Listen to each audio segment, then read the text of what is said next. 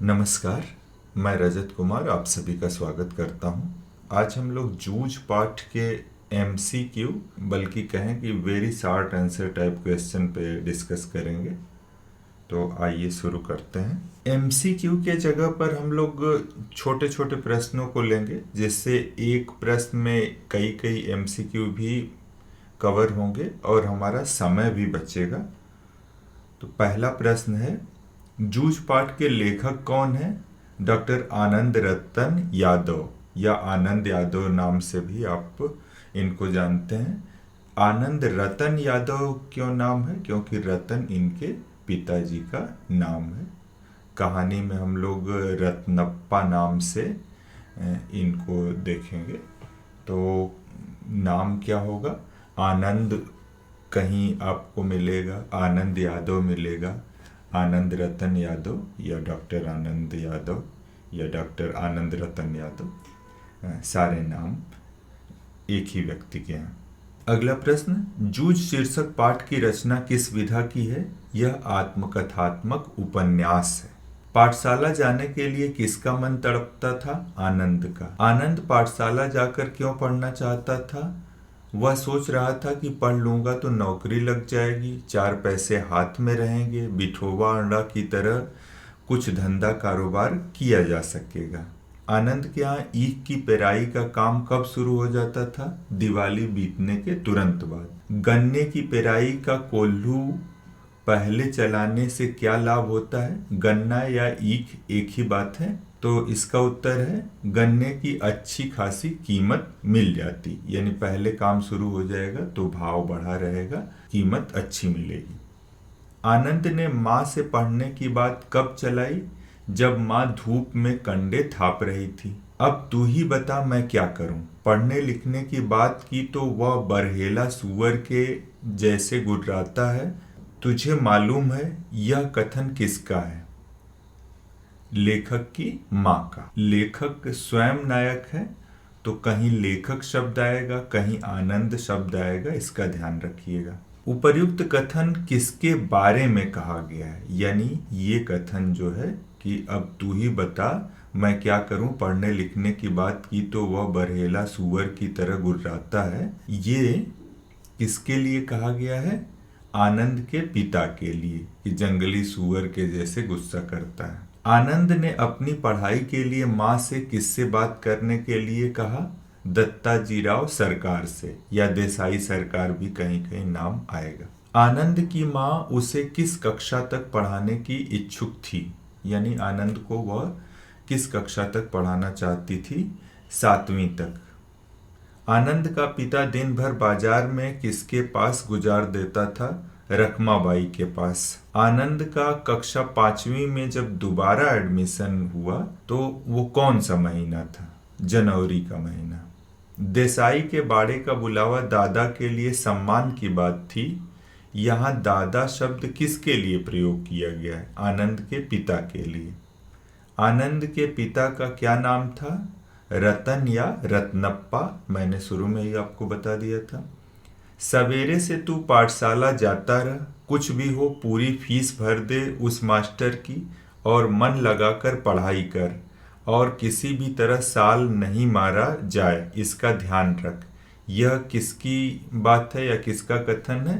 तो दत्ताजीराव सरकार या दत्ताजीराव देसाई ने ये बात कही थी। आनंद के पिता ने देसाई सरकार को आनंद की पढ़ाई छुड़वाने का क्या कारण बताया था? घर और खेती के काम में इसका मन बिल्कुल नहीं लगता है और कुछ गलत सलत आदतें पड़ गई हैं, जैसे कंडे बेचना, चारा बेचना, सिनेमा देखना इत्यादि। अरे बच्चे की जात है, एक आध वक्त सिनेमा चला गया तो क्या हुआ, एक आध बार खेलने लग गया तो क्या हुआ, इस बात पर उसका पढ़ना लिखना बंद करा देना है क्या? यह कथन किसका है? देसाई सरकार का या दत्ताजीराव देसाई का।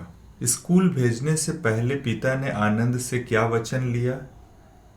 पाठशाला 11 बजे होती है, दिन निकलते ही खेत में हाजिर हो जाना है और 11 बजे तक पानी लगाना है, खेत से ही पाठशाला जाना है, छुट्टी होते ही बस्ता रखकर खेत पर आकर घंटा भर ढोर चराना है, ढोर यानी पशुओं को चराना।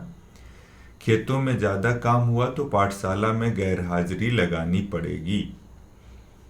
अगला प्रश्न, मुझे मालूम है बालिस्टर नहीं होने वाला है तू। यह बात किसने कही? आनंद के पिता रतन ने। विद्यालय में दोबारा जाने पर किस लड़के ने आनंद को परेशान किया या उसकी खिल्ली उड़ाई? तो चौहान के बेटे ने या चौहान के लड़के ने।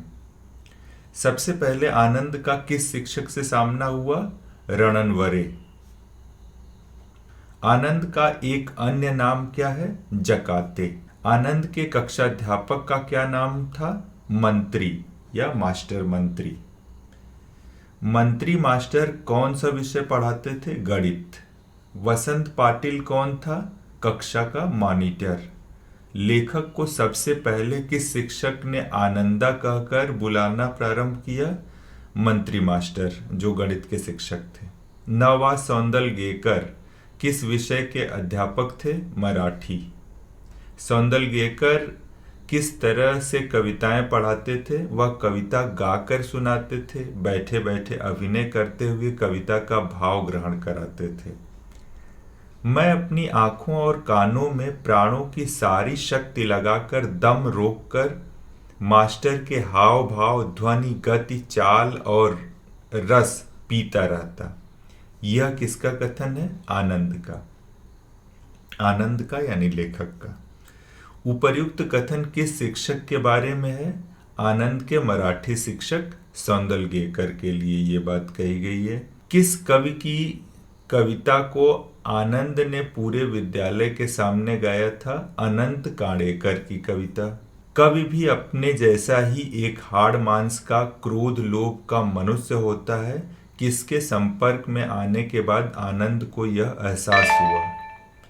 उसके शिक्षक सौंदलगेकर के संपर्क में आने से। लेखक की ये धारणा थी या आनंद की ये धारणा थी कि ये कोई दूसरे लोग के लोग होते हैं जिनके पास अपूर्व शक्तियां होती हैं, जिनके पास अकूत शक्तियां होती हैं। जब अपने शिक्षक सौंदलगेकर से मिला, वे खुद कविता लिखा करते थे, तब उसे समझ में आया कि ये तो हमारे आसपास के लोग ही हैं जो कविता लिख सकते हैं। सौंदलगेकर ने अपने घर की किस लता के बारे में कविता लिखी थी? मालती लता। लेखक को अब अकेलेपन से कोई ऊब नहीं होती थी। ऐसा क्यों होने लगा? क्योंकि वह समय का उपयोग करना सीख लिया था।